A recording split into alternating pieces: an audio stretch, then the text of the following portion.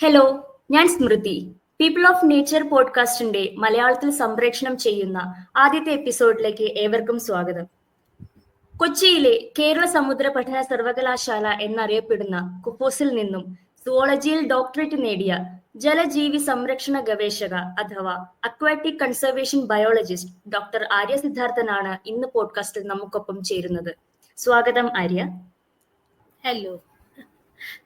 നമ്മുടെ അതിഥിയെക്കുറിച്ചുള്ള ചെറിയൊരു ആമുഖത്തോടു കൂടി ഇന്നത്തെ പോഡ്കാസ്റ്റ് ഇവിടെ തുടങ്ങാം. പശ്ചിമഘട്ട പർവ്വതനിരകളിലെ അരുവികളിലും നദികളിലും കാണപ്പെടുന്ന അത്ര അറിയപ്പെടാത്ത ശുദ്ധജല മത്സ്യ കുടുംബമായ ബാലിറ്റൂറിഡെ സ്പീഷീസുകളിലാണ് ആര്യയുടെ പഠനം കേന്ദ്രീകരിച്ചത്. ജൈവ വൈവിധ്യത്തിലും പരിണാമത്തിലും, പ്രത്യേകിച്ച് ഇന്ത്യൻ ഉപഭൂഖണ്ഡത്തിലെ ശുദ്ധജല മത്സ്യങ്ങളുടെ പരിണാമ ചരിത്രത്തിലും പരിശീലനം നേടിയ ഒരു മോളിക്കുലർ ഇക്കോളജിസ്റ്റ് കൂടിയായ ഡോക്ടർ ആര്യ ഇന്ന് 2 പുതിയ ശുദ്ധജല ഇനങ്ങളെ കണ്ടെത്തിയ കുഫോസ് ഗവേഷണ സംഘത്തിലെ ഒരാളാണ്. PhDക്ക് ശേഷം സയൻസ് കമ്മ്യൂണിക്കേഷൻ ഓഫീസറും ഔട്ട്റീച്ച് കോർഡിനേറ്ററുമായി ആര്യ ഡൽഹിയിലെ institute of genomics and integrative ബയോളജിയിൽ പ്രവർത്തിക്കുന്നു. ഒരിക്കൽ കൂടി ഡോക്ടർ ആര്യയെ ഈ പോഡ്കാസ്റ്റിലേക്ക് സ്വാഗതം ചെയ്യുന്നു. Thank you. 8 വർഷമായി പശ്ചിമഘട്ട നിരകളിലെ ശുദ്ധജല ആവാസ വ്യവസ്ഥയെക്കുറിച്ചും ഭൂഗർഭ മത്സ്യങ്ങളെക്കുറിച്ചും ആയിരുന്നല്ലോ പഠനം. എങ്ങനെയാണ് ഈ മേഖലയിലേക്കുള്ള യാത്ര ആരംഭിച്ചതും ഈ ഒരു വിഷയം താല്പര്യമായി തോന്നിയതും, അല്ലെങ്കിൽ എങ്ങനെയാണ് ഇത് തിരഞ്ഞെടുക്കാനുള്ള ഇതിലേക്ക് എത്താനുള്ള ഒരു താല്പര്യം കാണിക്കുന്നത് എപ്പോഴാണ്? ഏതൊരു സാധാരണ സുവോളജി സ്റ്റുഡന്റിനെ പോലെയും തീർച്ചയായിട്ടും ഞാനും നമ്മൾ ഈ പറയുന്ന പോലെ മെഡിക്കൽ എൻട്രൻസ് ഒക്കെ ഞാനും പ്രിപ്പയർ ചെയ്തിരുന്നു ഒരു കാലഘട്ടത്തിൽ. ബേസിക്കലി ഒരു ആഗ്രഹം എന്താ വെച്ചാല് സമൂഹത്തിന് വേണ്ടി എന്തെങ്കിലും ഒരു കോൺട്രിബ്യൂഷൻ ചെയ്യണം എന്നുള്ളതാണ് വളരെ ചെറുപ്പം തൊട്ടേ ഉണ്ടായിരുന്ന ഒരു ആഗ്രഹം. എന്റെ പ്രായത്തിലുള്ള പലരെയും പോലെ എന്റെയും ആഗ്രഹം അതായിരുന്നു. പക്ഷെ പിന്നീട് സുവോളജിയോട് ഒബ്വിയസ്ലി താല്പര്യം ഉണ്ടായിരുന്നത് കൊണ്ട് തന്നെ പിന്നെ ഞാൻ സുവോളജി ഡിഗ്രി ചെയ്യാമെന്ന് പിന്നീട് തീരുമാനിച്ചു. സുവോളജി തന്നെ എടുത്തു. അന്ന് വളരെ ക്ലിയർ ആയി അറിയാമായിരുന്നു ഞാൻ സുവോളജി ഡിഗ്രി ചെയ്യുവാണെങ്കിൽ തീർച്ചയായിട്ടും ഞാൻ ഇത് മുന്നിലേക്ക് ഇതൊരു PhD വരെ ഞാൻ എത്തിക്കുമെന്ന് അന്ന് എനിക്ക് വളരെയധികം ക്ലാരിറ്റി ഉണ്ടായിരുന്നു എന്താണ് ചെയ്യേണ്ടതിരുന്നെന്ന്. പക്ഷെ അതിനുശേഷം പിന്നെ ഞാൻ എൻ്റെ പോസ്റ്റ് ഗ്രാജുവേഷൻ ചെയ്തത് ഞാൻ ക്രിസ്ത്യൻ കോളേജ് ചെങ്ങന്നൂരാണ്. അവിടുത്തെ ആദ്യത്തെ MSc ബാച്ചാണ് ഞങ്ങൾ. സുവോളജി MSc ബാച്ചാണ് കേരള യൂണിവേഴ്സിറ്റിയിൽ. അവിടെ ഒരു അധ്യാപകനുണ്ട്, ഡോക്ടർ അഭിലാഷ് രവിമോഹൻ നായർ എന്ന് പറഞ്ഞ്. ആ വ്യക്തി എന്നെ പോലെ ഒരുപാട് കുട്ടികളെ സ്വാധീനിച്ചിട്ടുള്ള ഒരു അധ്യാപകനാണ്. അദ്ദേഹം തന്നെയാണ് നമ്മളെ ഒരു ജീവിക്കുന്ന കോൺസർവേഷനിസ്റ്റ് എന്നൊക്കെ നമ്മൾ പറയുന്ന ഒരു വ്യക്തിയാണത്. അപ്പൊ നമ്മൾ അതിലൂടെ നമ്മൾ നമുക്കപ്പം മനസ്സിലാവും നമ്മൾ എത്രത്തോളം നമുക്ക് എന്താ പറയാ പ്രകൃതിയോടും പ്രകൃതിയിലുള്ള ഓരോ കാര്യങ്ങളെയും നമ്മൾ എത്രത്തോളം എന്താ പറയാ സ്നേഹിക്കാനും അതിനെ പ്രൊട്ടക്ട് ചെയ്യാനും എത്ര പറ്റും എന്ന് നമ്മൾ പുള്ളിയിൽ നിന്ന് മനസ്സിലാക്കുന്നത്. അപ്പോൾ അതിനുശേഷം ഞാൻ PhDക്ക് ചെയ്യണമെന്ന് തീരുമാനിക്കുന്ന സമയത്തും എനിക്ക് പുള്ളി തന്നെയാണ് ഒരു റെക്കമെൻഡേഷൻ പറഞ്ഞതും. അങ്ങനെയാണ് ഞാൻ കുഫോസിലേക്ക് എത്തുന്നത് ഡോക്ടർ രാജീവ് രാഘവൻ എന്ന വ്യക്തിയോടൊപ്പം PhD ചെയ്യാനായിട്ട്. അപ്പം ഇതാണ് എൻ്റെ റൂട്ട്. അപ്പൊ ഇതുകൊണ്ടാണ് ഇപ്പൊ തുടക്കത്തിലെ അങ്ങനെ ഒരു ആഗ്രഹം ഉണ്ടായിരുന്നെങ്കിൽ പോലും ഏറ്റവും ഇഷ്ടമുള്ള സുവോളജിയിലെ 2 വിഷയങ്ങളായിരുന്നു പരിണാമം, എവല്യൂഷനും ഇക്കോളജിയും. തീർച്ചയായിട്ടും അപ്പൊ അതിൽ തന്നെ വർക്ക് ചെയ്യണമെന്നും എനിക്കൊരു ആഗ്രഹം ഉണ്ടായിരുന്നു. അങ്ങനെ തന്നെയാണ് ഇതിലേക്ക് തന്നെ വന്നത്. അതായത് മത്സ്യങ്ങളുടെ എവല്യൂഷനെ പറ്റിയും തന്നെ പഠനം പോവുക. പിന്നെ അതൊരു ഒരു ഓർഗാനിക് ഒരു പ്രോസസ് ആയിരുന്നു അവിടെ വരെ എത്തുന്നത്. അത് ശരി. ഞാൻ കേട്ടിട്ടുണ്ട് ഡോക്ടർ രാജീവ് രാഘവനെ കുറിച്ച്. ഞാൻ നിങ്ങളുടെ ലാബിലെ പല പബ്ലിക്കേഷനുകളും ഇതിനിടയിൽ വായിക്കാനും പറ്റിയിട്ടുണ്ട്, വാർത്തകളും വന്നിട്ടുണ്ടല്ലോ. അപ്പൊ അതിനോട് സംബന്ധിച്ചുള്ള ചോദ്യമാണ് അടുത്തത്. ആര്യയുടെ ഗവേഷണത്തിനിടയിൽ ഭൂഗർഭ ശുദ്ധജല മത്സ്യങ്ങളുടെ ഇനത്തിൽപ്പെട്ട പുതിയ ഒരു സ്പീഷീസ്, അതായത് പാൻജിയോ പാതാല എന്ന ശാസ്ത്രനാമത്തിൽ അറിയപ്പെടുന്ന പാതാള പൂന്തരകൻ, ഇതിന്റെ കണ്ടെത്തൽ പ്രാദേശിക തലത്തിലും ആഗോള വാർത്താ മാധ്യമങ്ങളിലും ഇടം നേടി. കൂടാതെ സമൂഹ മാധ്യമങ്ങളിൽ പ്രശസ്ത ഹോളിവുഡ് താരം ലിയോണാർഡോ ഡികാപ്രിയോയിൽ നിന്ന് പോലും ശ്രദ്ധ നേടിയിരുന്നല്ലോ. ആ ഒരു കണ്ടെത്തലിനെയും അതിന്റെ പ്രാധാന്യത്തെയും കുറിച്ചൊന്ന് വിശദീകരിക്കാമോ? ഈ കഥ തുടങ്ങുന്നത് നമ്മൾ ഒരുപാട് വർഷമായിട്ട്, ഏകദേശം ഒരു 10 വർഷത്തോളമായിട്ട് ഞാൻ PhD ചെയ്ത അതേ ലാബിൽ തന്നെ ഒരുപാട് വർഷങ്ങളായിട്ട് ഭൂഗർഭജല മത്സ്യങ്ങളെ പറ്റി ഉള്ള ഗവേഷണം നടക്കുന്നുണ്ട്. പക്ഷേ നമ്മള് അങ്ങനെ ഇരിക്കുമ്പോഴാണ്, പക്ഷെ അത്രയധികം ഭൂഗർഭജല മത്സ്യങ്ങൾ നമുക്ക് അതൊരു ചാൻസ് ഫിനോമിനൻ ആണ്. നമുക്ക് എപ്പോഴും അതങ്ങനെ കിട്ടണം എന്നില്ല. നമ്മളൊരു പുഴയിലോ ഒരു പുറത്ത് എവിടെയെങ്കിലും പോയി വലയിട്ട് പിടിക്കുന്ന പോലെ അല്ല ഭൂഗർഭജല മത്സ്യങ്ങൾ ഉണ്ടാവുക. അതായത് അതിനെ നമുക്ക് കിട്ടുക. അതായത് വളരെ വളരെ വളരെ വളരെ ചാൻസ് ഫിനോമിനൻ ആണ്. ഒരു സെറൻഡിപ്പിറ്റി പോലെയാണ് നമുക്കത് കിട്ടുന്നത്. അപ്പൊ അതിന്റെ എക്സാമ്പിൾ ആണ് ഈ കഥ. 2020 കൊറോണ ഇങ്ങനെ പീക്കായി നിന്ന സമയത്ത് നമുക്കൊരു കോള് കിട്ടുകയാണ്. അതും ചെങ്ങന്നൂരിൽ നിന്ന് തന്നെയാണ്. ഞാൻ ചെങ്ങന്നൂരാണ് എന്റെ PG ചെയ്തത്, നേരത്തെ പറഞ്ഞ പോലെ. അപ്പൊ അവിടെ ക്രിസ്ത്യൻ കോളേജിൽ തന്നെ ഉള്ള ഒരു സാറിനെ വിളിച്ച്, അവിടെ ഉള്ള എബ്രഹാം എന്ന് പറഞ്ഞ ചേട്ടൻ വിളിച്ച് പറയാണ്, ഞാൻ കുളിക്കുന്ന സമയത്ത് എനിക്ക് ഷവറിൽ നിന്ന് ഏതോ ഒരു ചുമന്ന നിറമുള്ള ഒരു മത്സ്യം പോലെ എന്തോ ഒരു ജീവി എനിക്ക് കിട്ടി. അതിനെ പറ്റി കൂടുതൽ അറിയാൻ ആഗ്രഹമുണ്ടെന്ന് പറഞ്ഞു. പുള്ളി അത് ഒരു കുപ്പിയിൽ ഇട്ട് വെച്ച് അതിന്റെ ഒരു ഫോട്ടോ എടുത്ത് ഈ അധ്യാപകന് അയക്കുന്നു. അത് അഭിലാഷ് സാർ വഴി ഞങ്ങളിലേക്ക് എത്തുന്നു. അങ്ങനെ ഈ കൊറോണ സമയത്ത് അറിയാലോ, ട്രാവൽ റെസ്ട്രിക്ഷൻസ്, ഒരുപാട് ഈ നിയന്ത്രണങ്ങൾ ഉണ്ടായിരുന്ന സമയത്ത് ഞാനും രമ്യ എന്ന് പറഞ്ഞ് നമ്മളുടെ ലാബിൽ തന്നെ ഉള്ള എന്റെ കൊളീഗുമായ രമ്യ സുന്ദർ, ഞങ്ങൾ രണ്ടും പേരും കൂടി, ശ്രീശാന്ത് എന്ന് പറഞ്ഞൊരു കുട്ടിയായിരുന്നു, ഞങ്ങൾ 3 പേരും കൂടി പോവാണ് അതെടുക്കാൻ. എന്താണ് സാമ്പിൾ എന്നറിയാൻ നമ്മൾ പോവാണ്. അങ്ങനെ ഞങ്ങൾ പുള്ളിയുടെ അടുത്ത് ചെല്ലുന്നു. അങ്ങനെ പുള്ളി പറയുന്നത്, ഞങ്ങൾക്കും ഞങ്ങളുടെ മക്കളും ഇതുപോലെ ദൂരെയൊക്കെ പഠിക്കുന്നവരാണ്, വന്നു. വളരെ സന്തോഷത്തോടെ അവർ നമ്മളെ ഇൻവൈറ്റ് ചെയ്തു, അകത്തിരുത്തി. അപ്പൊ നമ്മൾ കഥകളൊക്കെ പറയാം എങ്ങനെ കിട്ടിയെന്നൊക്കെ. ആ കിട്ടിയ ഫിഷ് നമ്മൾ എന്നിട്ട് എന്താ ചെയ്തതെന്ന് വെച്ച് കഴിഞ്ഞാൽ, പിന്നെ നമ്മൾ അത് ആ സ്പീഷീസിനെ നമ്മൾ ഡിസ്ക്രൈബ് ചെയ്തു. നമ്മൾ പിന്നീട് മനസ്സിലാക്കി പാൻജിയോടെ തന്നെ അതൊരു പുതിയ സ്പീഷീസ് ആണ് എന്ന് നമുക്ക് മനസ്സിലായി. നമ്മള് ജനറ്റിക് അനാലിസിസുകൾ വഴി നമുക്കത് മനസ്സിലായി അത് പുതിയ സ്പീഷീസ് ആണെന്ന്. അപ്പൊ നമ്മൾ അതിനെ ഭൂഗർഭം, അതായത് മണ്ണിനടിയിൽ നിന്ന് കിട്ടിയതായതുകൊണ്ട് നമ്മൾ അതിനെ പാൻജിയോ പാതാള എന്ന് പേരിട്ട് നമ്മൾ അതിനെ സ്പീഷീസ് ഡിസ്കവറി എന്ന രീതിയിൽ നമ്മളൊരു പേപ്പർ പബ്ലിഷ് ചെയ്തു. ഒരു വർഷം, 1-2 വർഷത്തിനുള്ളിൽ, ഒരു 22 ആദ്യമൊക്കെ ആയപ്പോഴാണെന്ന് എനിക്ക് തോന്നുന്നു സൂടാക്സിയിലാണ് ആ പേപ്പർ വരുന്നത്. അത് വന്നതിന് ശേഷം, അപ്പൊ അതുവരെയും അതൊരു സാധാരണ സ്പീഷീസ് ഡിസ്കവറി, നമ്മൾ എപ്പോഴും അതേ ലാബിൽ നിന്ന് 10-30 ഇതിന് മുന്നേ ഉള്ള സ്പീഷീസുകളുടെ ഡിസ്കവറി പോലെ തന്നെ ഒരു സാധാരണ ഡിസ്കവറി ആയി പോയി. പക്ഷേ അതിനുശേഷം ആ ന്യൂസ് അടുത്ത വർഷം ഷോൾ എന്നൊരു ഓർഗനൈസേഷൻ ഉണ്ട്, ഒരു UK ബേസ്ഡ് ആയിട്ടുള്ള ഫ്രഷ് വാട്ടർ, അതായത് ശുദ്ധജല മത്സ്യങ്ങളെ പറ്റി കൂടുതലൊക്കെ പഠിക്കുന്ന ഒരു ഓർഗനൈസേഷൻ ഉണ്ട്, ഷോൾ എന്ന്. അപ്പൊ ഷോളും കഴിഞ്ഞ വർഷം, അതിന്റെ തൊട്ട് മുന്നത്തെ വർഷം ഡിസ്ക്രൈബ് ചെയ്ത, അതായത് പുതുതായിട്ട് അറിയപ്പെട്ട പുതിയ സ്പീഷീസുകളെ പറ്റിയുള്ള ഒരു കവറേജ് ആർട്ടിക്കിളൊക്കെ ചെയ്യുന്ന ഒരു പതിവുണ്ട്. അതുപോലെ അങ്ങനെ ഇരിക്കുമ്പോഴാണ് UK തന്നെ ബേസ്ഡ് ആയിട്ടുള്ള ഒരു ഓർഗനൈസേഷൻ ആയിട്ടുള്ള റീവൈൽഡ് എന്നൊരു ഓർഗനൈസേഷൻ എന്റെ ബോസായ ഡോക്ടർ രാജീവ് രാഘവനെ കോൺടാക്ട് ചെയ്തിട്ട് ഒരു കവർ സ്റ്റോറി നമുക്ക് ചെയ്യാം, ഇതിന്റെ കഥയെ പറ്റി ഒരു കവർ സ്റ്റോറി നമുക്ക് ചെയ്യാം എന്ന് തീരുമാനിക്കുന്നത്. ആ കവർ സ്റ്റോറി അപ്പൊ റീവൈൽഡ് എടുത്തു. റീവൈൽഡ് ആ കവർ സ്റ്റോറി പോസ്റ്റ് ചെയ്തു അവരുടെ പേജിൽ. പക്ഷെ ഇതിലെ ഏറ്റവും സർപ്രൈസിംഗ് ആയിട്ടുള്ള ഫാക്ടർ എന്ന് പറയുന്നത്, റീവൈൽഡ് എന്ന ഓർഗനൈസേഷന്റെ ഫൗണ്ടർ മെമ്പർ ആണ് ലിയാനോ ഡി കാപ്രിയോ എന്ന ഹോളിവുഡ്.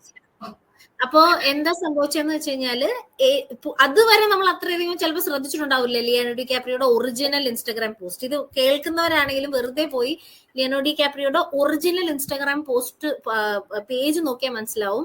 പുള്ളി എപ്പോഴും അതിനകത്ത് പുതിയ പുതിയ സ്പീഷീസുകളെ പറ്റിയും, ഈസ് എൻ എൻവയോൺമെന്റലിസ്റ്റ്, ഒരു ആക്ച്വൽ ഹാർഡ് കോർ ഒരു നേച്ചർ എന്തൂസിയാസ്റ്റ് ആണ് പുള്ളി. അല്ലെങ്കിലും പുള്ളി കോൺസർവേഷനിൽ അത്രയധികം ഇൻവെസ്റ്റ് ചെയ്തൊരു വ്യക്തിയാണ്. അപ്പം ആ പുള്ളി എന്താ ചെയ്യുന്നത് പറഞ്ഞാൽ, പാൻജിയോ പാതാള എന്ന പുതിയ ഡിസ്കവറിയെ പറ്റി പുള്ളി ഒരു പോസ്റ്റ് ചെയ്യുന്നു. പിന്നീട് അതൊരു ഓവർനൈറ്റ് സെൻസേഷനായി. പിന്നെ BBC അടക്കമുള്ള പല ഇന്റർനാഷണൽ ന്യൂസ് ഔട്ട്ലെറ്റുകളും നേരെ എബ്രഹാം ചേട്ടനെ വിളിക്കുന്നു, സംസാരിക്കുന്നു. അപ്പൊ അതിനിടയ്ക്ക് എബ്രഹാം ചേട്ടൻ ആദ്യം അതൊരു അന്താളിപ്പായിരുന്നു, എന്ത് സംഭവിക്കുകയാണ് കുട്ടികളെ എന്നൊക്കെ. അപ്പൊ ഞങ്ങൾ ഒന്നും കേൾക്കണ്ട, എന്താ നടന്നതെന്ന് പറഞ്ഞാൽ മതി എന്ന് പറഞ്ഞ് പിന്നീട് അത്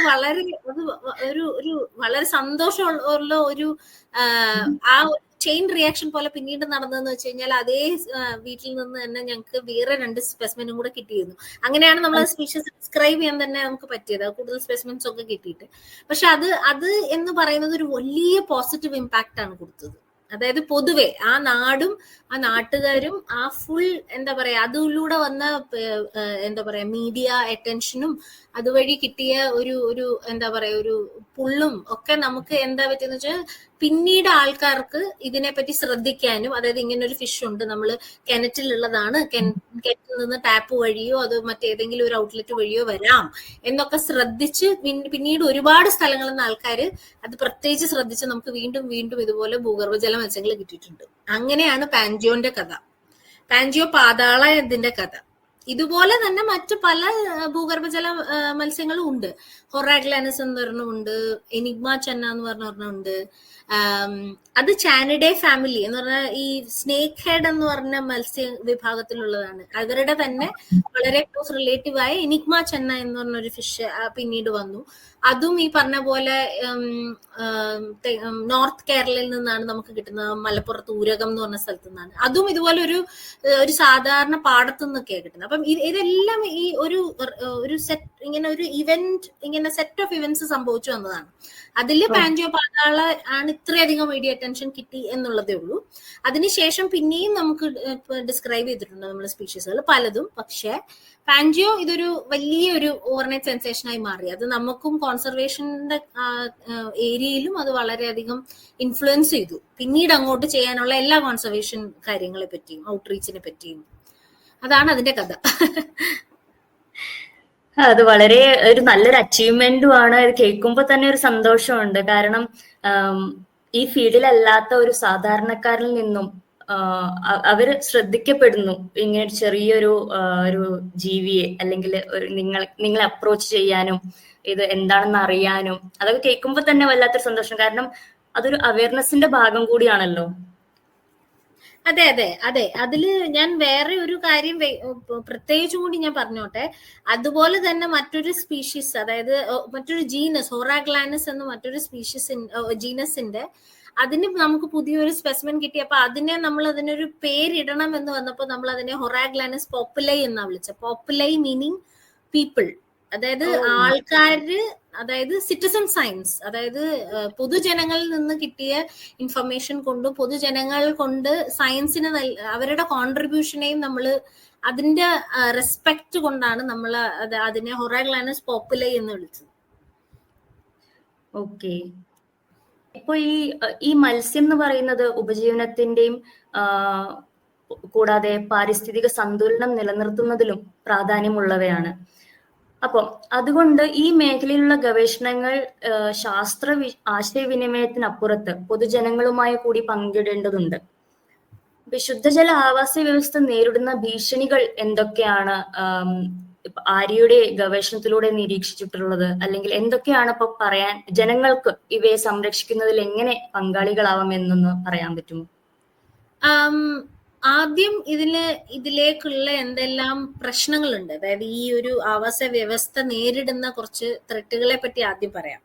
അതായിരുന്നല്ലോ ആദ്യത്തെ ക്വസ്റ്റ്യന്റെ ആദ്യത്തെ ഭാഗം. അപ്പം ഇതിനകത്ത് ഉണ്ടാവുന്ന ഒന്ന് രണ്ട് കാര്യങ്ങൾ, അതായത് ഭൂഗർഭജല മത്സ്യങ്ങൾ നേരിടുന്ന ഒന്ന് രണ്ട് പ്രശ്നങ്ങൾ പറയാം. നമ്മളിപ്പോ ഈ ഭൂഗർഭജല മത്സ്യങ്ങൾ കൂടുതലും കാണപ്പെടുന്നത് ലാട്രൈറ്റ് സോയിലുകളാണ്. അതായത് ഈ ചുവന്ന മണ്ണുകള്, അതായത് നമ്മൾ ഈ ചെങ്കല്ല് എന്നൊക്കെ പറയുന്നത് ചുവന്ന മണ്ണുണ്ട്.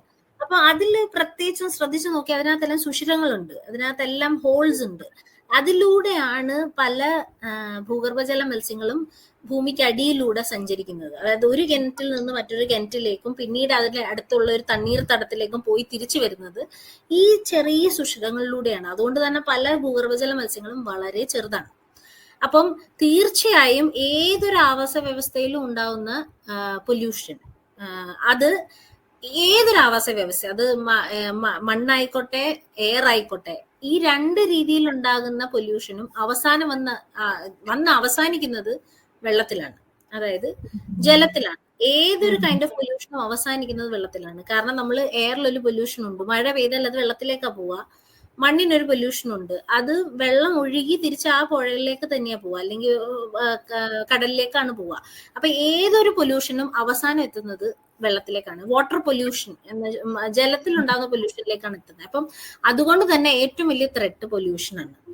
2, ഈ വെള്ളം, ഈ മലിനമാകുന്ന വെള്ളം മുഴുവൻ ഇത് താഴേക്ക് ഒലിച്ചിറങ്ങി ഇത് നമ്മുടെ വാട്ടർ ടേബിളിലേക്കാണ് പോകുന്നത്. അപ്പൊ ആ പൊല്യൂഷൻ ശുദ്ധജല മത്സ്യങ്ങളെയും ഇതുപോലെ ബാധിക്കുന്നു. പക്ഷേ ഇതിലും ഭയങ്കര ഇമ്പോർട്ടന്റ് ആയിട്ടൊരു ഇതെന്ന് പറഞ്ഞു കഴിഞ്ഞാൽ, നമ്മളിപ്പോ ഒരുപാട് തണ്ണീർത്തടങ്ങൾ ഫില്ല് ചെയ്ത് അവിടെ എല്ലാം കെട്ടിടങ്ങൾ വെച്ച് കെട്ടിപ്പൊക്കുന്ന ഒരു രീതിയുണ്ട്. അതായത് ഇപ്പൊ പൊതുവെ കൂടുതലും തണ്ണീർത്തടമായി നിൽക്കുന്ന സ്ഥലങ്ങളെല്ലാം മണ്ണിട്ട് നികത്തി അവിടെ എല്ലാം വലിയ വലിയ ബിൽഡിങ്ങുകൾ വെക്കും. അപ്പൊ പ്രശ്നം എന്ന് വെച്ച് കഴിഞ്ഞാൽ തണ്ണീർത്തടങ്ങളിലേക്കുള്ള യാത്ര ഈ ജന്തുക്കൾക്ക് വളരെ ഇമ്പോർട്ടന്റ് ആണ്. കാരണം നമ്മൾ കിണറുകൾ വറ്റുന്ന സമയത്താണെങ്കിൽ പോലും ഒരു നീരുറവയിലേക്ക് ഇത് പോയി തിരിച്ചു വരുന്നുണ്ട്. അപ്പൊ ആ നീരുറവകൾ അങ്ങ് അടഞ്ഞാൽ ഇതിന്റെ ഈ യാത്ര അവസാനിക്കും. അതായത് അതിന് ഒരു സത്യം പറഞ്ഞു കഴിഞ്ഞാൽ എന്താ പറയാ, ഒരു നിഷ്ഠയുള്ള ഒരു ആവാസ വ്യവസ്ഥ അതിനുണ്ടാവില്ല.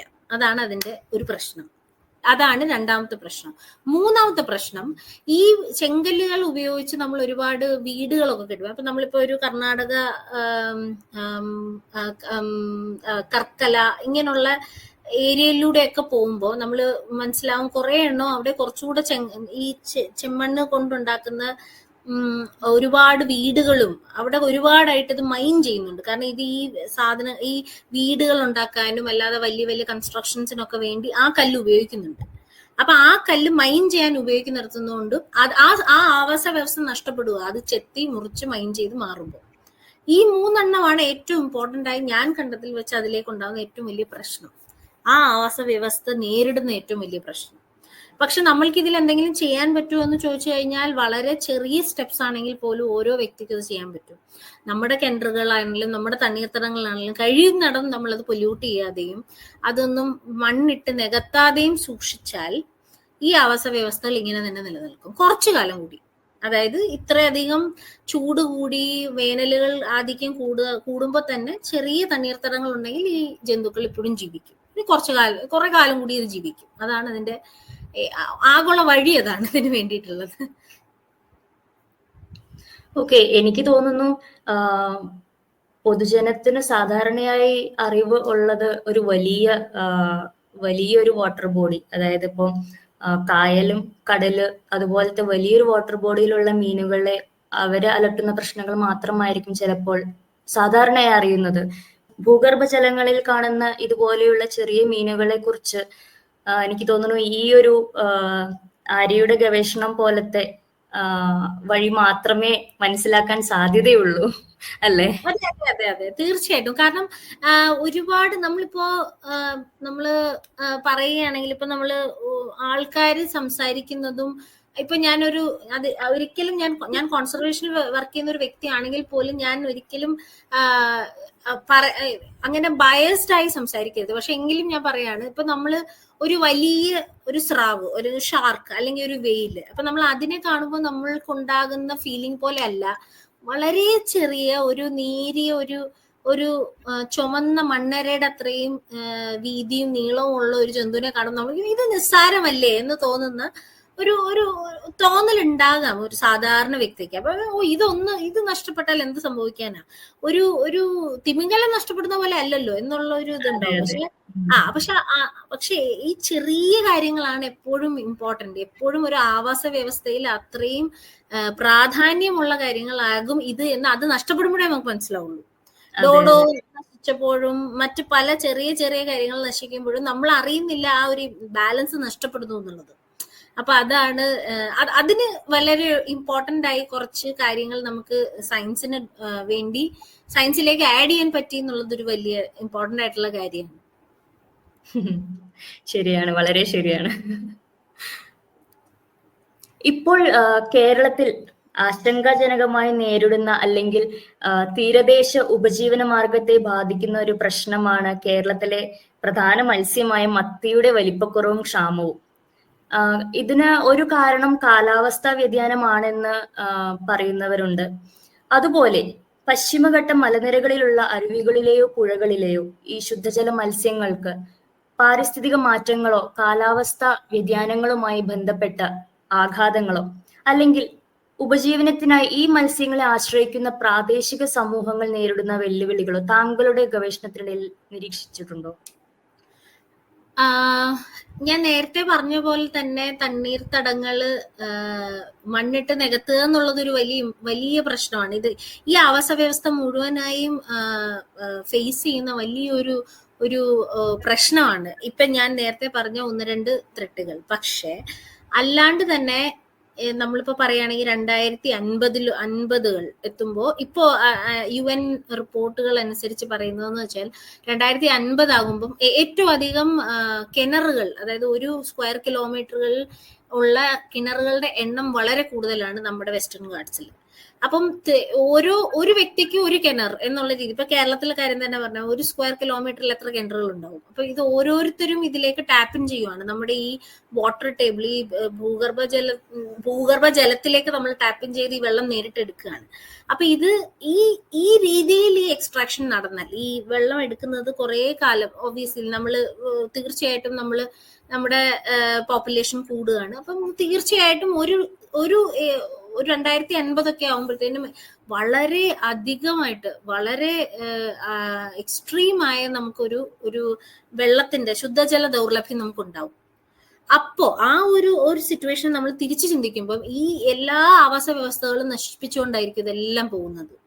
ഈ ഒരു വലിയ ഇപ്പൊ നമ്മള് നേരത്തെ പറഞ്ഞ മത്തിയുടെ കാര്യം പോലെ തന്നെ അത് ഒരു കടലിലോ അല്ലെങ്കിൽ ഒരു വലിയൊരു സമുദ്രത്തിലോ ഉണ്ടാവുന്ന കാര്യങ്ങൾ നമുക്ക് മനസ്സിലാവുന്നുണ്ട്. പക്ഷെ നമ്മുടെ സ്വന്തം വീട്ടില് കിണറുകൾ ഇപ്പൊ നമ്മുടെ വേനലുകൾ കനക്കുന്നതോ, ക്ലൈമറ്റ് ചേഞ്ച് ഉണ്ടായിട്ട് നമ്മുടെ വേനലുകൾ വളരെ സ്ട്രോങ് ആവുന്നതോ, അല്ലെങ്കിൽ നമ്മളുടെ അതായത് വേനലുകൾ കൂടുന്നു, വേനലിന്റെ ചൂടും കൂടുന്നുണ്ട്, വേനലിന്റെ 3 മാസം അല്ലെങ്കിൽ 2 മാസം എന്നുള്ളത് അതിന്റെ ദൈർഘ്യം കൂടുന്നുണ്ട്. അപ്പൊ ചുരുക്കി പറഞ്ഞു കഴിഞ്ഞാൽ ഉണ്ടാവുന്ന അത്രയും വ്യത്യാസങ്ങൾ വളരെ ഇപ്പൊ നമ്മൾ ചെറുതായി തോന്നുമെങ്കിലും അത് ഒരു വളരെ വലിയ ഒരു സമയം നോക്കുക, 2050 അല്ലെങ്കിൽ 10-20 വർഷം നോക്കുകയാണെങ്കിൽ ഇത് വളരെയധികം ഡിസ്ട്രക്റ്റീവായി മാറും. അതായത് വളരെ പ്രശ്നമായിട്ട് ഇത് മാറും, നമ്മുടെ ആവാസ വ്യവസ്ഥയ്ക്ക് തന്നെ വളരെ പ്രശ്നമായിട്ട് മാറും. അപ്പോഴേക്കും നമ്മളിപ്പോ ഈ കാണുന്ന പല ശുദ്ധജല മത്സ്യങ്ങളാണെങ്കിലും പല വളരെ റെയർ ആയിട്ടുള്ള, മറ്റെവിടെയും കാണപ്പെടാത്ത, ഇന്ത്യയിലോ അല്ലെങ്കിൽ വെസ്റ്റേൺ ഗാട്സിലോ പശ്ചിമഘട്ടത്തിലോ മാത്രം കാണപ്പെടുന്നതെല്ലാം ഇങ്ങനെ ആണെങ്കിൽ അത് പതുക്കെ അത് വൈപ്പ് ഔട്ട് ആവും, പതുക്കെ നമുക്ക് കാണാണ്ടാവും ഇതെല്ലാം. അതാണ് ഒരു വലിയ പ്രശ്നം ഈ ഒരു ആവാസ വ്യവസ്ഥയിൽ. ഒരു തുടർ പഠനം ഇതിന് അനിവാര്യമാണല്ലേ? തീർച്ചയായിട്ടും. അപ്പൊ ഈ കൺസർവേഷന്റെ ഭാഗമായി ഇതുപോലത്തെ അവബോധ ക്യാമ്പയിനുകൾ നടത്തുന്ന ഒരു വ്യക്തി കൂടിയാണ് ആര്യ. നിരവധി സ്കൂളുകളിലും കോളേജുകളിലും വിദ്യാർത്ഥികൾക്കായി ഇതുപോലെ ക്യാമ്പയിൻ നടത്തുമ്പോൾ എങ്ങനെയാണ് സയന്റിഫിക് ആയിട്ടുള്ള വാക്കുകളും ആശയങ്ങളും അവരിലേക്ക് താല്പര്യം കളയാതെ അവതരിപ്പിക്കാൻ സാധിക്കുന്നത്? പല രീതികളുണ്ട്. നമ്മളിപ്പോ നമ്മുടെ സൊസൈറ്റിയിൽ നമുക്ക് ഏറ്റവും അധികം ഇപ്പൊ നേരത്തെ പറഞ്ഞ എക്സാമ്പിൾ, ഒരു ഇൻസ്റ്റാഗ്രാം പോസ്റ്റോട് കൂടി ഒരു രാത്രി വെളുക്കുമ്പോഴേക്കും ഒരാൾ സെലിബ്രിറ്റി ആവുന്ന ഒരു കാലഘട്ടം ഉണ്ട് നമുക്കിപ്പോ. അതായത് സോഷ്യൽ മീഡിയ അത്രത്തോളം എല്ലാവരുടെയും ജീവിതത്തിൽ അത്രയധികം ഇന്റർട്വൈൻഡ് ആയ ഒരു സമയമാണ്. അപ്പം അതുകൊണ്ട് തന്നെ പ്രത്യേകിച്ച് സ്കൂൾ സ്റ്റുഡൻസ് ആണെങ്കിൽ നമ്മൾ എപ്പോഴാണെങ്കിലും അതിൽ കിട്ടുന്ന ഒരു ലൈം ലൈറ്റ് അല്ലെങ്കിൽ ആ ഒരു വാർത്തയ്ക്ക് കിട്ടുന്ന പ്രാധാന്യം അത് കുട്ടികളിലേക്ക് എത്തിക്കാൻ അപ്പൊ നമുക്ക് എളുപ്പമാണ്. കാരണം അവരെല്ലാവരും ന്യൂസ് കണ്ടിട്ടുണ്ടാവാം, അവർക്ക് വളരെ പരിചിതമായ ഒരു ഹോളിവുഡ് സ്റ്റാർ അത് ഷെയർ ചെയ്യുന്നു, അല്ലെങ്കിൽ അവൾക്ക് അറിയാവുന്ന ഏതെങ്കിലും ഇമ്പോർട്ടന്റ് ആയിട്ടുള്ള വ്യക്തികൾ അതിനെപ്പറ്റി സംസാരിക്കുന്നു. അപ്പൊ നമ്മൾ ആ സ്റ്റോറി തുടങ്ങുന്നത് അവിടെ നിന്നാണ്. അപ്പൊ അതുകൊണ്ട് തന്നെ അവരിലേക്ക് നമുക്ക് റിലേറ്റ് ചെയ്യുന്ന രീതിയിലാണ് എപ്പോഴും നമ്മൾ ഒരു കാര്യം അവരിലേക്ക് ആ കോൺവെർസേഷൻ തുടങ്ങുന്നത്. അത് ഒരു രീതി. 2, ഇപ്പോ പൊതുവെ കൂടുതലും ചിത്രങ്ങൾ നമ്മൾ ഈ എടുക്കുന്ന ഈ ആവാസ വ്യവസ്ഥയുടെ ചിത്രങ്ങളാണെങ്കിലും നമ്മൾ ഈ എടുക്കുന്ന ഈ മത്സ്യങ്ങളുടെ എല്ലാം ചിത്രങ്ങൾ വളരെയധികം അതിനെ ഇമ്പാക്ട് ചെയ്യും. അപ്പൊ നമ്മൾ ഈ എല്ലാ ഭംഗിയുള്ള പടങ്ങളും അവരുടെ കഥകളും അതുപോലെ ഈ വന്ന ന്യൂസ് റിപ്പോർട്ടുകളും എല്ലാം ആദ്യം അതിന് ഇൻട്രോ കൊടുത്തിട്ടാണ് നമ്മൾ കുട്ടികളിലേക്ക് സംസാരിക്കുന്നത്. അപ്പൊ അപ്പോഴേക്കും അവരുടെ അറ്റൻഷൻ നമുക്ക് കിട്ടിയിട്ടുണ്ടാവും. അപ്പൊ അവർക്ക് മനസ്സിലാവും ഇതെന്തോ വളരെ ഇമ്പോർട്ടന്റ് ആയ ഒരു കാര്യമാണ്, ഇവര് സംസാരിക്കുന്നത്. അപ്പൊ ഇതിനെപ്പറ്റി നമ്മൾക്ക് വ്യക്തമായിട്ട് അറിഞ്ഞു. പിന്നെ അത് മാത്രമല്ല, പല വീടുകളിലും അവർക്ക് അവര് എപ്പോഴെങ്കിലും ഇങ്ങനെ എപ്പോഴെങ്കിലും അവരുടെയോ അവരുടെ അച്ഛനോ അമ്മയോ അവരുടെ കാലഘട്ടത്തിലൊക്കെ എപ്പോഴെങ്കിലും അവർ പറഞ്ഞിട്ടുണ്ടാവും, ഓ ഇതുപോലെ നമ്മൾ കിണറ്റിൽ നിന്ന് കിട്ടിയിട്ടുണ്ട് എന്ന്. അപ്പൊ അവർക്ക് റിലേറ്റ് ചെയ്യാൻ പറ്റുന്ന രീതിയിൽ ഒരു കഥയിലാണ് നമ്മൾ എപ്പോഴും തുടങ്ങുന്നത്. അതുകൊണ്ട് നമുക്ക് അവരെ ഒരുപാട് ഇൻഫ്ലുവൻസ് ചെയ്യാൻ പറ്റുന്നുണ്ട്. അത് മാത്രമല്ല, പല ഇതുപോലുള്ള ക്യാമ്പയിൻസിലൂടെ പോയി അവരിലേക്ക് ഉണ്ടാക്കുന്ന കണക്ഷൻസ് കൊണ്ടാണ് പിന്നീട് നമുക്ക് അതുപോലെ ഒരു മത്സ്യത്തിനെ എവിടെയെങ്കിലും നമ്മൾക്ക് കിട്ടുകയാണ് എന്നുണ്ടെങ്കിൽ പോലും അവർ നമ്മളിലേക്ക് തിരിച്ചെത്തുന്നതിനുള്ള കാരണം നമ്മൾ അവരുമായി വെക്കുന്ന ക്ലോസ് ആയിട്ടുള്ള കണക്ഷൻസ് ആണ്. നമ്മൾ എപ്പോഴും അവരുടെ എല്ലാ സംശയങ്ങളും ദൂരീകരിക്കുക, അല്ലെങ്കിൽ അവർക്ക് എന്തെങ്കിലും കൗതുകകരമായ എന്തെങ്കിലും ഒരു കാര്യം, എന്താ പറയാ, ജന്തുവർഗത്തെ പറ്റിയോ അല്ലെങ്കിൽ മത്സ്യങ്ങളെ പറ്റിയോ ഉണ്ടെങ്കിൽ അതെല്ലാം നമ്മൾ തീർത്തു കൊടുത്തിട്ടാണ് നമ്മൾ ആ ക്യാമ്പയിൻ ചെയ്യുന്നത്. അതുകൊണ്ട് അതൊരു കംപ്ലീറ്റ് പാക്കേജ് ആണ് എപ്പോഴും കുട്ടികൾക്ക്. അങ്ങനെയാണ് നമ്മൾ ഈ പല കാര്യങ്ങളും ഹാൻഡിൽ ചെയ്യുക. തീർച്ചയായിട്ടും. ഓക്കെ. അപ്പോൾ ഇതുപോലെയുള്ള ആര്യയുടെ പ്രവർത്തനങ്ങൾ, ഈ ഒരു ഫലപ്രദമായ ജനസമ്പർക്ക ശ്രമങ്ങളും കണ്ടെത്തലുകളും ആഗോള അംഗീകാരങ്ങളും പല അച്ചീവ്മെന്റുകളും ഈ ഒരു പ്രവർത്തനങ്ങൾ വഴി ആര്യ ഇപ്പോൾ നേടിക്കഴിഞ്ഞിരിക്കുന്നു. ഇനി ഇന്റർനാഷണൽ കോൺഫറൻസുകളിൽ ആര്യയുടെ ഗവേഷണം പങ്കിടാനും ലോകമെമ്പാടുമുള്ള വിദഗ്ധരുമായി സംവദിക്കാനും വരെ അവസരം ലഭിച്ചിട്ടുണ്ട് അല്ലേ? അതിലേക്ക് തിരിഞ്ഞു നോക്കുമ്പോൾ മറക്കാൻ പറ്റാത്ത ഏതെങ്കിലും ഒരു നിമിഷം ഉണ്ടായിട്ടുണ്ടാവുമല്ലോ, അതൊന്ന് പറയാൻ സാധിക്കുമോ? ഏറ്റവും ഞാൻ എപ്പോഴും ഭയങ്കര ഭാഗ്യമായി കരുതുന്ന 2 കാര്യങ്ങളുണ്ട്. ഞാൻ എന്റെ റിസർച്ച് എപ്പോഴും ഞാൻ ഗവേഷണം ചെയ്ത കാര്യങ്ങളാണെങ്കിലും നമ്മൾ ഇത്രയധികം വളരെ സാധാരണ ഒരു ആളിനോട് സംസാരിച്ച് അയാളിലേക്കാണ് നമ്മൾ കോൺസർവേഷനെ പറ്റി സംസാരിക്കുന്നത്. പക്ഷെ ഈ കാര്യങ്ങളെല്ലാം നമുക്കൊരു വലിയ പ്ലാറ്റ്ഫോമിൽ സംസാരിക്കാൻ പറ്റിയാൽ അത് എപ്പോഴും കൂടുതൽ ഇമ്പാക്ട് തരും. ഇപ്പൊ പറഞ്ഞ പോലെ അന്താരാഷ്ട്ര ഗവേഷണം, അങ്ങനെ ഞാൻ 2 തവണ എനിക്ക് കേംബ്രിഡ്ജിൽ പോകാൻ പറ്റിയിട്ടുണ്ട്. അതായത് കേംബ്രിഡ്ജിൽ എല്ലാ വർഷവും students conference on conservation science എന്നൊരു ഒരു കോൺഫറൻസ് നടക്കും എല്ലാ വർഷവും. ആ കോൺഫറൻസിൽ 2 തവണ എനിക്ക് അവിടെ പോയി എന്റെ വർക്ക് പ്രസന്റ് ചെയ്യാൻ പറ്റി. 2, നമ്മളെല്ലാവരും വളരെയധികം എക്സൈറ്റഡ് ആയി കാണാൻ ആഗ്രഹിക്കുന്ന ഒരു വ്യക്തിയുണ്ട്. എല്ലാ കോൺസർവേഷൻ ബയോളജിസ്റ്റുകളും കാണാൻ ആഗ്രഹിക്കുന്ന ഒരു വ്യക്തിയുണ്ട്. അങ്ങനെ സ്മൃതി ആരെങ്കിലും ഏറ്റവും അധികം കാണാൻ ആഗ്രഹിക്കുന്ന വ്യക്തി ആരാണ് സ്മൃതിയുടെ? പെട്ടെന്ന് ചോദിച്ചു കഴിഞ്ഞാല് എന്റെ സ്റ്റഡി ബേസ് ചെയ്തിട്ടുള്ള നമ്മൾ തലതൊട്ടപ്പൻ എന്നൊക്കെ പറയില്ലേ? അതെ അതെ. ഞാൻ അല്ലാണ്ട് ചോദിക്കുക, അതായത് വലിയൊരു ഗ്ലോബൽ പേഴ്സണാലിറ്റി എന്ന് പറഞ്ഞാൽ പെട്ടെന്ന് മനസ്സിൽ വരുന്ന പേരേതാ? വെറുതെ നമ്മള് കോൺസർവേഷൻ അല്ലെങ്കിൽ നേച്ചർ എല്ലാം പറയുമ്പോ നമ്മൾ ഏറ്റവും ആദ്യം വരുന്ന ഒരു പേരുണ്ടാവും അതില്. ഡേവിഡ് ആണോ? ഡേവിഡ് അറ്റൻബറോഗ്. ഞാൻ ഡേവിഡ് അറ്റൻബറോഗിനെ നേരിട്ട് കണ്ടിട്ടുണ്ട്. ഞാൻ അദ്ദേഹവുമായി ഫോട്ടോഗ്രാഫ്ഡ് ആണ് ഞാൻ. അതാണ് എന്റെ ജീവിതത്തിൽ ഏറ്റവും വലിയ അച്ചീവ്മെന്റ് ആയി ഇന്ന് വരെ ഞാൻ കണ്ടെത്തുന്നത്. ഞാൻ ആ വ്യക്തിയെ നേരിട്ട് കണ്ടിട്ടുണ്ട്, വ്യക്തിയുമായി സംസാരിച്ചിട്ടുണ്ട്. ഡേവിഡ് അറ്റൻബറോഗ് വലിയൊരു വ്യക്തിയുമായി. അതാണ് എന്റെ ജീവിതത്തിൽ ഞാൻ തന്നെ എപ്പോഴും വിശ്വസിക്കാത്ത ഒരു മൊമെന്റ് ഒന്നാണ്. ഞാൻ 2 ദിവസം ആ കോൺഫറൻസിൽ ആ വ്യക്തി വന്നിരുന്നു, ഞങ്ങൾ സംസാരിച്ചിരുന്നു. I am photographed. ആ ഒരു ഫോട്ടോഗ്രാഫിൽ പുള്ളി ഉള്ള ഒരു ഫോട്ടോഗ്രാഫിൽ എനിക്കുണ്ട് എന്നുള്ളത് എന്റെ ഏറ്റവും വലിയ അച്ചീവ്മെന്റ്. ഞാൻ ഇന്നും കണക്കാക്കുന്ന ഒരു കാര്യമാണ്. എനിക്കൊരു വലിയ കയ്യടി നൽകണമെന്നുണ്ട് ഇതിന്. ഒട്ടും സ്വപ്നം പോലും കാണാൻ പറ്റാത്തൊരു കാര്യമാണ് ഇപ്പോൾ സാധിച്ചിരിക്കുന്നത്. അതെ, തീർച്ചയായിട്ടും. കാരണം അന്ന് ആ വ്യക്തി ഏകദേശം 90 വയസ്സുണ്ട് ആ വ്യക്തിക്ക്. അന്ന് നമ്മൾ കാണുന്ന സമയത്ത് 90 വയസ്സുള്ളുണ്ട്. പിന്നീട് ആ വ്യക്തി, അതിനു മുൻപും പുള്ളി അത്രയധികം വളരെ എപ്പോഴും പുള്ളി എല്ലാ കോൺഫറൻസുകളിലോ അല്ലെങ്കിൽ മീറ്റിങ്ങുകളിലോ അത്രയും കോൺസ്റ്റന്റ് ആയി പോകാറില്ല. അപ്പൊ ആ വ്യക്തി പെട്ടെന്ന് അങ്ങനെ ഒരു ആവശ്യത്തിനായി വരികയും അവിടെ വന്ന് അത് 3 ദിവസം കുട്ടികളോടൊപ്പം സ്പെൻഡ് ചെയ്യാനും പുള്ളി തീരുമാനിക്കുന്നതും എല്ലാം വളരെ വലിയൊരു സൗഭാഗ്യമായിട്ട് ഞാൻ ഇപ്പോഴും കാണുന്ന ഒരു കാര്യമാണ്. ഓക്കെ. അപ്പം ഇതിപ്പോൾ ഈ ഒരു ഗവേഷണ മേഖലയിൽ ഇറങ്ങിയത് കൊണ്ടാണ് ഈ സൗഭാഗ്യങ്ങളെല്ലാം ലഭിച്ചിരിക്കുന്നത്. ഇനി ഇന്ത്യയിലെ ഒരു വനിതാ ഗവേഷക എന്ന നിലയിൽ ആര്യയുടെ യാത്ര എങ്ങനെയായിരുന്നു? ഏതെങ്കിലും തരത്തിൽ അല്ലെങ്കിൽ താങ്കളുടെ കരിയറിൽ ഏതെങ്കിലും തരത്തിൽ വെല്ലുവിളികൾ നേരിട്ടിട്ടുണ്ടോ? തീർച്ചയായിട്ടും ഉണ്ട്. എനിക്ക് തോന്നുന്നു അതൊരു വളരെ, അത് എല്ലാവർക്കും ആ കഥ ഉണ്ടാവും. അതായത് സ്ത്രീ ഗവേഷക, രണ്ട് രീതിയിൽ ഞാൻ അതിനെ കാണാം. അതായത് സ്ത്രീ ഗവേഷക എന്നുള്ള രീതിയിൽക്കപ്പുറം ഗവേഷണം ചെയ്യുന്ന ഒരു വ്യക്തി എന്നുള്ള രീതിയിൽ തന്നെ പറയാം. ഒരുപാട് സ്മൃതിക്കും ഇത് മനസ്സിലാവുന്ന കുറെ കാര്യങ്ങൾ. അതായത് നമ്മൾ ചൂസ് ചെയ്ത് നമ്മൾ തീരുമാനിച്ച ആ കരിയർ, ഒരു ഗവേഷക അല്ലെങ്കിൽ ഗവേഷകൻ എന്ന കരിയർ, നമ്മൾ അത് പെട്ടെന്ന് ഒരു സർക്കാർ ജോലി പോലെ അല്ലെങ്കിൽ മറ്റൊന്നും പോലെ അല്ല.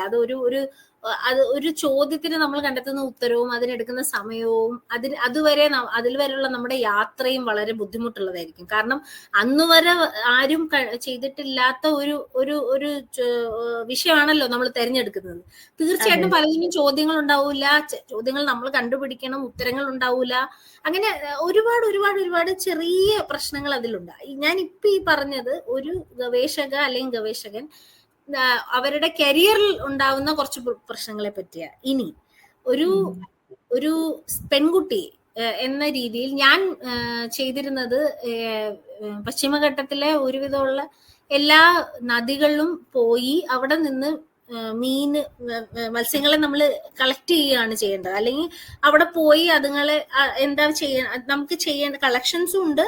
അല്ലാണ്ട് നമ്മൾ അവിടെ പോയി എന്താ പറയാ ആ ഹാബിറ്റാറ്റിൽ പോയി നമ്മൾ അതിനെ, സത്യം പറഞ്ഞു കഴിഞ്ഞാൽ ഒരു ഫീൽഡ് ബയോളജിസ്റ്റ്, നമ്മൾ ഈ കടുവയും ആനയും ഒക്കെ നമ്മൾ കാണാൻ പോണ പോലെ തന്നെ അത്രയും ഹോസ്റ്റൈൽ ആയുള്ള എൻവയോൺമെന്റിൽ നമ്മളും പോകണം. അപ്പൊ അതിന് ഒരുപാട്, അതെ അത് വളരെ, അത് നമ്മുടെ ജെൻഡർ എപ്പോഴും അത് ചില കേസുകളിൽ അതൊരു ചോദ്യചിഹ്നമാണ്. അവിടെ പെൺകുട്ടികൾക്ക് അത്രയും പെൺകുട്ടികൾ നേരത്തെ പോയിട്ടില്ല, അല്ലെങ്കിൽ നമ്മളൊരിടത്ത് പോകുമ്പോൾ നമ്മളോടൊപ്പം ഒരു സ്ത്രീ വന്നിരിക്കണം, ഒരാള് അക്കമ്പനി ചെയ്യാൻ ഉണ്ടായിരിക്കണം, അങ്ങനെയുള്ള ചെറിയ പ്രശ്നങ്ങളുണ്ട്. പക്ഷെ അത്രത്തോളം ഞാനത് ഫേസ് ചെയ്തിട്ടില്ലെങ്കിൽ പോലും അങ്ങനെ ഒന്ന് രണ്ട് പ്രശ്നങ്ങൾ ഉണ്ട്, അത് നിലനിൽക്കുന്നുണ്ട്. ഫിസിക്കലി ആണെങ്കിൽ പോലും നമ്മൾ ഒരു കാട്ടിലെ നമുക്കൊരു പെർമിഷൻ ഉണ്ട്, അല്ലെങ്കിൽ നമ്മൾ പോകുമ്പോൾ അത് തീർച്ചയായിട്ടും നമ്മുടെ സേഫ്റ്റി വലിയൊരു ഇമ്പോർട്ടന്റ് ആയിട്ടുള്ള ഫാക്ടറാണ്. അത് എപ്പോഴും കുറച്ചുകൂടെ ആൾക്കാർ ചിന്തിക്കും. ഒരു സ്ത്രീ വന്ന് ഇരുന്ന് ഒരു പെർമിഷൻ എഴുതി അപ്പൊ അല്ലെങ്കിൽ കുറച്ചുകൂടെ ശ്രദ്ധിക്കണ്ടേ എന്നുള്ള ചോദ്യങ്ങളൊക്കെ വരാറുണ്ട്, അങ്ങനെ വന്നിട്ടുമുണ്ട്. അതാണ് ഒരു കാര്യം. പിന്നെ ഇപ്പൊ ഈ പറഞ്ഞ രണ്ട് കാര്യങ്ങൾ ഇല്ലാതെ തന്നെ പൊതുവെ പെൺകുട്ടികൾ എന്ന രീതിയിൽ പല കാര്യങ്ങളിലും ഞാനിതൊരു സെറ്റിലായി പറയുന്നു എന്നേ ഉള്ളൂ. പക്ഷെ നമ്മളെല്ലാം സാധാരണ ബാക്ക്ഗ്രൗണ്ടിൽ നിന്ന് വന്ന ആൾക്കാരാണ്. നമ്മൾക്ക് ആർക്കും ഇതിനെപ്പറ്റി വലിയ ധാരണ, ചിലപ്പം നമ്മൾ PhD വരുന്നത് നമ്മൾ ഒരു വലിയ യൂണിവേഴ്സിറ്റിയിൽ പഠിച്ചിട്ടോ അല്ലെങ്കിൽ വലിയൊരു കോളേജിൽ പഠിച്ചിട്ടോ ഒന്നും ആയിരിക്കില്ല. അപ്പൊ നമ്മൾക്ക് അത്ര മാത്രമേ അതിനെപ്പറ്റി ധാരണ ഉണ്ടാവുള്ളൂ. നമ്മൾ വലിയ ഒരു ഏരിയ നമ്മൾ പഠിച്ചെടുക്കുക അല്ലെങ്കിൽ അതിനെ പറ്റിയുള്ള കാര്യങ്ങൾ അറിയുക എന്നുള്ളത് വളരെ ചലഞ്ചിങ് ആണ്.